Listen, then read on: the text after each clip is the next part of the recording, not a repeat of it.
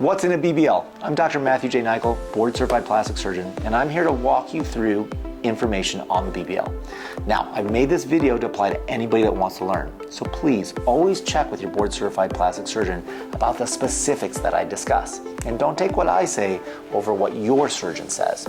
If you have questions, we'll tell you how to reach out afterwards. A BBL is really a two-part procedure. Part one is liposuction of the torso. Sometimes we call it liposuction 360.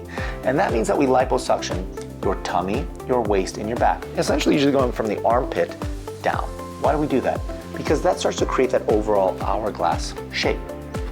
Once we've sculpted that hourglass shape, we then process the fat that we've removed and then inject that fat back in. Now we're targeting three main areas. The first area that we target is what we call the frame of the buttocks, or the hip dip, trying to create a little bit more curvature. The BBL is unique in that it really allows us to balance the body. It allows me to take the shoulders and balance it to the hips. It allows me to narrow the waist in, really powerfully changing the overall aesthetics of someone's body contour. After we've addressed the hip dips, we then move to the upper buttocks. We want to create a definition between the back and the upper buttocks to create that shape so that you and your eye can see where the back ends and the buttock begins. Finally, step three, we want to inject volume into the buttocks itself. Step three is where results can differ significantly, and that's based on plastic surgeons and also patients' desires. Some patients want a very big buttocks and we can inject a lot of fat, and some people want more of a natural result. I think if you look at the before and afters, I'm typically more on the natural side. Now, safety here is number one. So you always want to check that your surgeon is going to use an ultrasound when they're injecting the fat. This ensures that we're going to stay above the muscle and help to decrease risks of fat embolisms. That is the single most important question you can ask. A BBL recovery, while not hard, is demanding. And the reason it's demanding is because the best BBL results come from staying off your buttocks. The less that you're off the areas that we transfer fat to, the better your results are. I want you to take a step back and think about this. If you're sitting on that fat or you're putting pressure on that fat, will that fat flatten out? And the answer is yeah, probably it will. The more that you are off the fat, the better. Now in practice, what this means is standing, kneeling, or laying on your tummy. We want you to do that for the first 6 weeks. Again, the more you're off, the better. When you have to sit, we do have a buttock pillow to offload the butt. The less you use it and the more you're just off your butt for the first 6 weeks, the better your results. Swelling is a natural part of liposuction. And in order to get you to see the results and also get the skin to stick down where we want, we need to encourage it. And we encourage that by keeping you in a garment for the first 3 months. It's essentially like a Spanx or a faja that helps keep the skin tightly. We will size you, fit you, and place foams in certain areas to get the skin to depress in areas we want, like midline of the tummy or the waist, and get it to expand out, like the buttocks. We won't put foam on the butt. We also will begin lymphatic massage. Lymphatic massage is a light touch, gentle pressure massage that helps to break up scar tissue and remove swelling. We start that the following day. We have you do that for 6 weeks. Most individuals do about 15 treatments over that 6-week period. Scarring is the next aspect of liposuction. Scars in plastic surgery, that's our business really. We try to make the best scars possible. Liposuction has a unique disadvantage that sometimes there can be a lot of friction and heat. So how do we try to minimize those scars? Number one, we try to hide the scars. Shadow lines, underwear lines, bra lines. Places that the eyes don't naturally look to right away. Number two, we use a silicone sheeting mechanism, and that helps to minimize scar formation. Number three, I like to use a carboxy gel.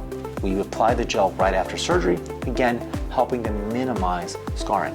Finally, number four, we encourage everybody to do hyperbaric oxygen treatment. Hyperbaric oxygen treatment improves scar formation and scar results. It just gives a better look.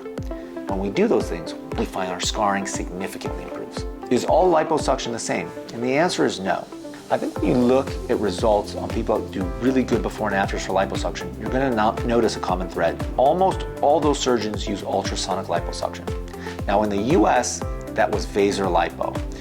It was the brand name and it held the patent on ultrasound liposuction. In recent years, that's changed and there are other competitors. Power liposuction. Power liposuction allows the rapid removal of fat and it allows a little bit more sculpting and artistic nature. Again, in the US, Microaire was the king while it held the patent. There's now other versions of it. Microaire is sort of the OG or tried and true powered liposuction. Finally, number 3, skin tightening devices. With the advance in technology, we can now use skin tightening devices to actually get skin to tighten and firm in areas after liposuction. And sometimes when we suck a bunch of fat out, we can have skin that's a little loose. The old days, all we could do is put foams and garments on to help encourage the skin to tighten up. But now we can use a skin tightening device to get that skin to snap back. I like a product called Renuvion. It's a great device. It's a radio frequency and plasma technology. Renuvion still holds the patent, and they're the only device in the US that's been FDA approved for skin tightening, and that's what we use. Now you may say, well, which one of these methods works the best for me? And the answer is, for our BBLs, we use all those methods. We use Vaser ultrasound, Microaire power, and finally Renuvion skin tightening to create the best result possible, at least in my hands, with liposuction, and to give us the most advantageous results for the BBL. From a recovery standpoint, most people are going to take about 1 week off of work. And again, we recommend and encourage people to take a week off of work because getting used to not sitting on your butt takes a little bit of time. As such, we encourage you not to go to the gym for the first 6 weeks. We do not want you exercising your lower body or buttock out.